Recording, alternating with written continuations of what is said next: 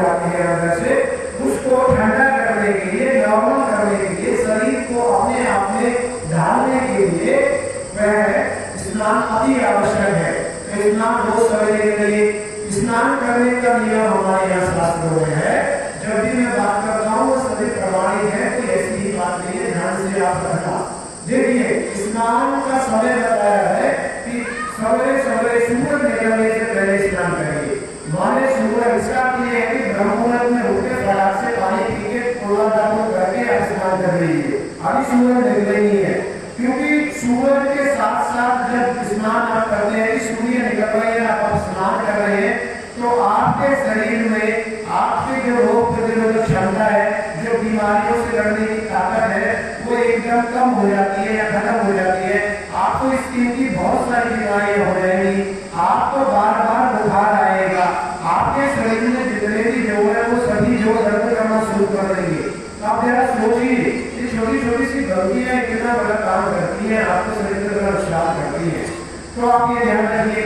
उसके बाद आपको भोजन का समय ऐसे रखना है कि सवेरे अगर आपके घर में कोई व्यवस्था बनी हुई है, तो जो मौसम के अनुसार फल हो, और वो फल जो आपके आसपास पैदा हुए हो, थोड़ा सा ध्यान में लेके आऊंगा। आसपास इस मौसम में तरबूजा भी हो सकता है, खरबूजा भी हो सकता है, आड़ू भी हो सकता है, लीची भी हो सकती है, ऐसे जैसे जामुन का भी है, आम भी हो सकता है। तो कोशिश करिए डायरेक्ट किसान से ही आप लीजिए, क्योंकि किसान उसमें इतना ज्यादा कुछ मोल नहीं करता, यानी कि बहुत ज्यादा देर नहीं लगाता। जैसे ही वो मार्केट में पहुंचता है तो उसको जिंदा करो ताजा रखने के लिए अलग अलग केमिकल लगाए जाते हैं, जो आपके शरीर के लिए अच्छे नहीं है। तो आप सवेरे सवेरे 2-3 तरह के फल खाइए। अब आप कहते हैं भैया मेरी तो व्यवस्था नहीं है, मैं तो इतने जो है इतना पैसा कमाना नहीं, आप कौन से फल की बात करते हैं। तो आप एक बहुत मेहनत की जानकारी मैं आपको दूं, अगर आप फल नहीं खा सकते तो वो जो वृक्ष फल को पैदा करते हैं, जैसे अमरूद, जैसे आम, जैसे आपका केला का एक छोटा सा पत्ता, उसका एक अंश, ऐसे ही चाहे आपके यहाँ सेब है उसका पत्ता, जितने भी फल देने वाले वृक्ष हैं, फल पैदा करने, आप सभी से एक 2 पत्ते दीजिए और उन पत्तों को पानी में उबालिए। बिल्कुल यकीन मानिए वही लाभ होगा जो फल से होता है। आप बताइए इतना सरल और सिंपल उपाय, आपने पैसे भी खर्च नहीं हुए और आपको फल का गुण भी आपके शरीर को मिल गया, उसका काढ़ा बनाइए और आप पी लीजिए। उसके बाद आप भोजन का समय आता है, ध्यान ये रखना है जब भी भोजन करना है भूख अच्छे से लगे तभी करना है। कई बार क्या होता है, हमारा शरीर हमें बहुत सारे ऐसे सिग्नल देता है, ऐसे साइन करता है। आपने अक्सर देखा है अपने जीवन में कि कई बार लगेगा कि आपको जो है आज मन ठीक नहीं है, मन उदास है, किसी कारण से भूख नहीं लग रही है, प्यास नहीं लग रही है, तो आप एक दूसरे के साथ जबरदस्ती बिल्कुल ना करें। क्योंकि मैंने अक्सर देखा है कि बिना भूखे हमारे यहाँ भोजन बहुत खाया जाता है, बिना भूखे। और ध्यान दीजिए, बिना भूखे किया गया भोजन आपके लिए विष होता है। कई बार क्या होता है कि हम जब एक दूसरे के आसपास अपने सगे संबंधियों के आसपास जाते हैं, परिवार में जाते हैं, तो एक दूसरे को लोग बहुत बोलते हैं कि थोड़ा सा खा लो, इतना चलो है, ये खा लो, वो खा लो। तो मैं आपको बताऊं कि आप एक चने का दाना खाए या फिर 10 रोटी खाए, लेकिन सिस्टम डाइजेशन का, पाचन तंत्र का पूरा ही ऑन होता है। जैसे गाड़ी है, आपको 100 किलोमीटर जाना है तभी आपको स्टार्ट करनी है, और आप 1 किलोमीटर जाए तभी स्टार्ट करनी है। ऐसा नहीं है कि उसमें सभी ऑर्डर इन्वॉल्व नहीं है स्टार्ट हो, ऐसे ही आपका शरीर। तो बिना भूखे आप खाए, सवेरे जब आप 9 और आपके बीच का समय आपके भोजन के लिए सर्वश्रेष्ठ माना है। तो इसलिए माना है आचार्य चरक के अनुसार, जब आप चरस नहीं था, आपकी जानकारी के लिए बताओ, इस धरती पे माने भारत की भूमि पे आचार्य चरक ही एक ऐसे श्रेष्ठ वैद्य हुए अब से 5000 साल पहले कि जिन्होंने एक पुस्तक लिखी, बट उस पुस्तक के 4 भागों में बनाई। उन 4 भागों में पहला भाग खंड है और है। इसको ऐसे भी मान सकते हैं आज के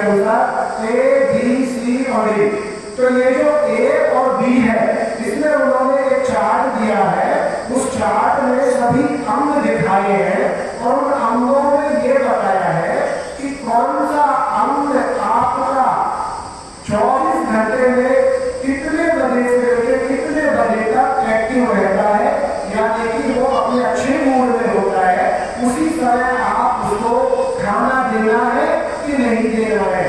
अगर देना है तो कितना देना है, अगर देना है तो कैसे देना है। तो मैं आपको भोजन के बारे में बता रहा था, तो उसी चार्ट में ये लिखा है कि आपका जो आमाशय है, आमाशय आप समझते हो, आपका प्लेट देखिए, ये पूरा प्लेट नहीं होता, आप ध्यान दीजिए। पेट केवल आपका जो दाहिना हाथ है, बायां जो हाथ है, यानी कि उल्टा जो हाथ है, इधर ये पेट फैली होती है, जिसमें लगभग 1200 से लेकर 1500 ml तक भोजन आ सकता है। इतना नीचे तो स्प्रिंग एक्टिविटीज को बोलते हो, इधर नी वाला, इधर नीचे पेट है, नाभि के पीछे माता बहनों को गर्भाशय है, दोनों आते हैं, यूरिनरी ब्लैडर है। अक्सर हम गलती करते समझे कि इस पूरे को पेट बोलते हैं, नहीं, पेट ही है। उसका एक्टिव होने का समय उन्होंने बताया सवेरे 8 बजे से लेकर 9 बजे के बीच में। मतलब क्या है, मतलब ये है कि उस समय भोजन हर हाल में हो जाना चाहिए।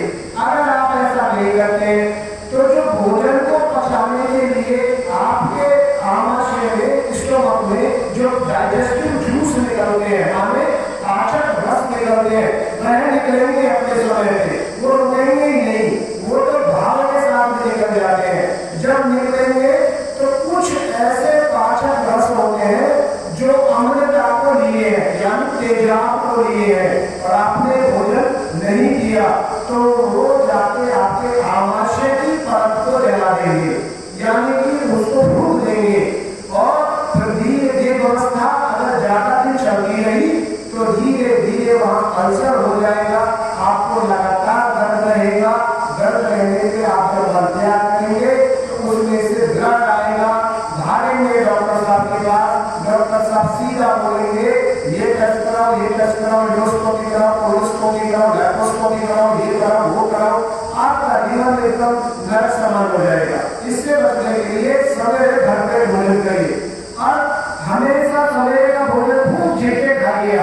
अगर आपको रोटी फालतू खानी है ना, आप कई बार होता है कि घर में बहुत अच्छी कोई सब्जी बन गई है तो मन करता है मैं 2 रोटी खा लूं, तो एक खा लूं, तो उसको सवेरे के समय आप चुनिए, सवेरे ही खाइए। आप पूरे दिन जो मर्जी कर लीजिए, कोई फर्क नहीं पड़ता, शरीर अच्छे से ऊर्जावान रहेगा। सवेरे हमेशा खाली पेट गलती से भी मत रहना। यहाँ तक हो गया। एक और ध्यान रखना है, भोजन करते समय और भोजन के बाद पानी गलती से भी मत पीना। अगर आपको मिर्च बहुत ज्यादा लगी है, पहले तो सब्जी में मिर्च डाले नहीं, गलती से ध्यान करेंगे, ध्यान भोजन करके ले जाए नहीं। अगर ध्यान चला गया है, खाना पड़ गया है, अच्छे से चलाया नहीं है, तो 1 या 2 घूंट आप आसानी से पानी पी ले सकते हैं, उससे ज्यादा नहीं। जब आप भोजन को खत्म करेंगे तो 1 या 2 घूंट ही ले सकते हैं, जिससे आपके दांत, आपकी जीभ, आपका तालू, आपकी खाने की नली अच्छे से साफ हो जाए, बस, इससे ज्यादा नहीं। अगर आप ऐसा करते हैं, मान लें खाने के साथ में खाने के बाद पानी पीते, तो सावधान हो जाएंगे, आपका जो भोजन है पेट में वो पचेगा नहीं, वो सड़ेगा, और जब भोजन सड़ेगा तो जो रस बनता है भोजन से, आपको एक जानकारी दे दूं, आयुर्वेद में सप्त धातु का वर्णन मिलता है। वहां बताया गया है कि आप जब भोजन करते हो तो भोजन करने के बाद, यानी कि जब पाचन होता है 2 से 4 घंटे के बाद, जब भोजन के ऊपर है तो 2 घंटे में बचना है, तो 4 में तो 6 में, उसके बाद जो रस बनता है, उसके बाद रक्त बनता है, रक्त के बाद मांस, मेद, अस्थि, मज्जा, और फिर शुक्र बनता है। तो जिसका रस ही खराब है, जिसका भोजन साथ रस खराब हो गया, उसका रक्त खराब हो गया। और ध्यान दीजिए, दुनिया भर के वैज्ञानिक और बड़े बड़े नामचीन डॉक्टर इस बात को कहते हुए सहमत हो गए हैं कि जिसका रक्त दूषित है उसको कैंसर 101% होगा।